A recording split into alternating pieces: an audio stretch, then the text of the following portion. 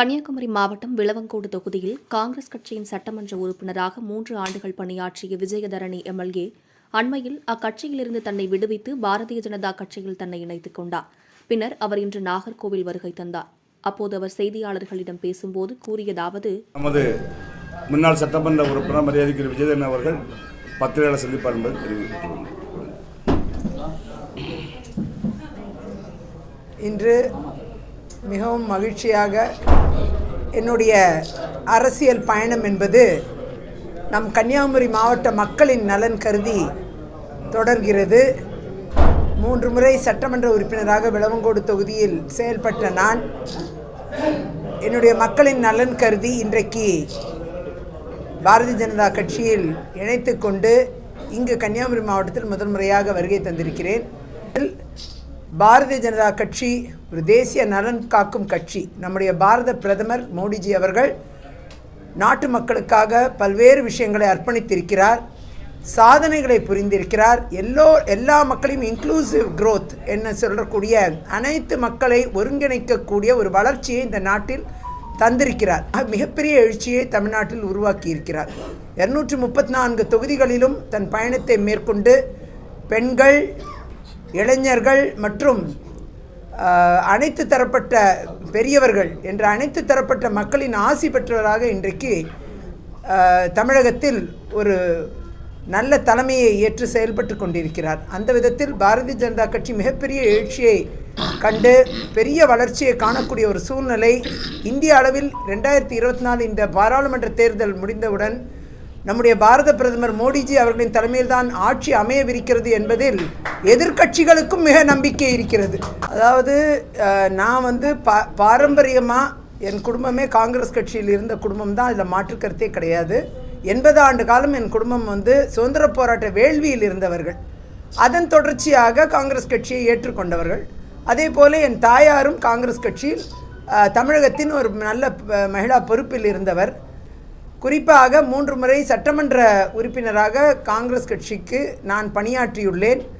மிகப்பெரிய கம்யூனிஸ்ட் கோட்டை என்று கூறக்கூடிய விளவங்கோடு தொகுதி 2011 நான் தொடர்ந்து பாராளுமன்ற உறுப்பினராக வேண்டும், உச்சநீதிமன்றத்தில் பணியாற்றுவதால் பாராளுமன்றத்திற்கு ஒரு பாராளுமன்ற உறுப்பினர் ஆக வேண்டும் என்ற ஆசையில் நான் காங்கிரஸ் கட்சியில் சீட்டு கேட்டிருக்கேன் பலமுறை. 1999 இருந்தேன்.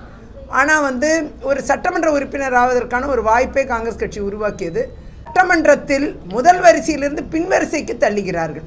இதில் என்ன நியாயம் இருக்கிறது? ஒரு பெண் என்பதாலேயே இப்படிப்பட்ட நடவடிக்கையில் மேற்கொள்கிறார்கள் என்றால் காங்கிரசும் திமுகவும் இணைந்து செய்கிறார்கள். முன்வரிசையில் பெண்களே இருக்கக்கூடாது, அது ஆளுங்கட்சி தரப்பிலும் இருக்கக்கூடாது, எதிர்கட்சி தரப்பிலும் இருக்கக்கூடாது என்பதுதான் திமுக காங்கிரசின் நிலைப்பாடாக இருக்குது. பெண்களுக்கென்று எந்த அங்கீகாரமும் தராத ஒரு சட்டசபை இதுதான் நடந்து கொண்டிருக்கிறது. அம்மையார் காலத்தில் ஃப்ரண்ட் லைன் லீடராக என்னை வச்சுருந்தாங்க. அக்கா பாலபாரதி அவர்கள் ஃப்ரண்ட் லைன் லீடராக இருந்தாங்க. இப்படி பெண்கள் முன்வரிசையில் இருந்து ஆட்சி பொறுப்பிலும் தங்கள் பங்களிப்பை தந்து, எதிர்க்கட்சி வரிசையிலும் ஆட்சியை உதவக்கூடிய பங்களிப்பை தந்து, விமர்சனங்களையும் செய்து மக்களுக்கான தளத்தில் பெண்கள் இருக்க வேண்டும் என்று அன்றைய தினம் 10 ஆண்டு கால ஆட்சியில் இருந்த அம்மையார் அவர்கள் அந்த வாய்ப்புகளை பெண்களுக்கு கொடுத்தார்கள். ஆனால் அதே போல தேசிய அளவில் பார்த்தீர்களானால் பாரத பிரதமர் மோடிஜி அவர்களின் முயற்சியின் காரணமாக பாஜகவின் வளர்ச்சி என்பது இன்றைக்கு பெண்களால் நடந்து கொண்டிருக்கிறது. பெண் ஃப்ரண்ட்லைன் லீடர் 2வது எலெக்ட் ஆனவ முதல் முறை மறுக்கப்படுகிறது. சரி, பட்டியல் எடுத்து கொடுக்குறாங்க, ஓகே, அதனால் நான் அவங்களோட இணைந்து போகிறேன். ஆனால் 2வது முறை ஒரு வாய்ப்பு வரும்பொழுது ஃப்ரண்ட்லைன் லீடராக ஒரு பெண்ணை கொண்டு வருவது இவர்களுக்கு என்ன சிரமம்? இதெல்லாம் மிகப்பெரிய கேள்வி. பெண்களுக்கென்று தர வேண்டிய தளத்தை மறுக்கிறார்கள். அங்கேயும் ஒரு ஆணாதான் கொண்டாந்து உட்கார வைக்கிறாங்க. ஆணாதிக்க சிந்தனை கொண்ட ஒரு இடம் என்பது காங்கிரஸ் கட்சி. அது மகளிர் உரிமை தொகை தர்றாங்க. அது கல்வி கற்கக்கூடிய மகளிருக்கு உரிமை தொகை தரட்டும், இன்னும் நிறைய தரட்டும். யாருனாலும் நிறைய தர்றதை நான்லாம் வரவேற்பேன். அது எந்த கட்சியாக இருந்தாலும் செய்யணும். அதே நேரம் நீங்கள் பார்த்தீங்கன்னா எதுக்காக தாலிக்கு தங்கத்தையும் 50,000 படித்த பெண்களுக்கு திருமண உதவித்தொகை, 25,000 +2 முடித்தவங்களுக்கு திருமண உதவி, தாலிக்கு தங்கம், இந்த ஸ்கீமை ஏன் நீக்கினாங்க? இந்த கேள்வி எழுதலையா? இன்றைக்கி அது ஒரு நல்ல பாப்புலர் ஸ்கீமு. அந்த ஸ்கீமை அம்மையார் கொண்டு வந்தாங்கங்கிறதுக்காகவே நிராகரிக்கிறாங்க. இதுதான் மனநிலை. நீங்கள் அந்த ஸ்கீமுக்கு கொடுக்க வேண்டிய ஃபண்டை அது பாட்டுக்கு வந்துக்கிட்டு இருக்க போகுது. இது எல்லாமே தேசிய திட்டத்தின் வாயிலாக நிறைய நிதிகள் வந்துக்கிட்டு இருக்கு. அந்த நிதிகளும் மக்களுக்கு போய்கிட்டு இருக்கு. இன்னைக்கு விவசாய நலன் கருதி பாரத பிரதமர் மோடிஜி அவர்களுடைய சீரிய முயற்சியின் காரணமாக இன்னைக்கு விவசாயிகளுக்கு வருஷத்துக்கு 6000 ரூபாய் கொடுத்துட்டு இருக்காங்க. அதில் அதிகமாக பலன் பெறுது பெண் விவசாயிகள். அதை தான் நீங்கள் பார்க்கணும். இன்றைக்கி சதவிகிதம் என்பது பெண் விவசாயிகள் ரெஜிஸ்டர் பண்ணவங்க தான் அதிகமாக இருக்காங்க, குறிப்பாக தமிழ்நாட்டிலையும் கூட.